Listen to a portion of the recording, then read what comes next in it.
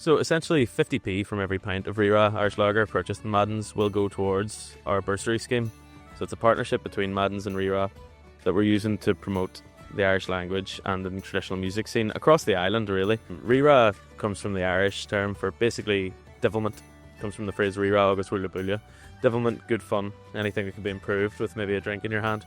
So that's kind of how the name came about from the language, and here we are at Madden's, like a kind of home of the Irish language and traditional music in Belfast, so they're no better partner in Belfast for us to launch our bursary scheme. Madden's probably best known, I think personally, for music and homely feeling and just a nice place to sit and enjoy a few pints. Most of the public now would probably more be inclined to say that it's known for its quality of pints. I think it's a cultural hub, and that's the way I like it to be thought of. So I'd say musicians and young kind of budding Irish speakers across the island will benefit from it. So we're supporting festivals from Donegal to Kerry and everywhere in between.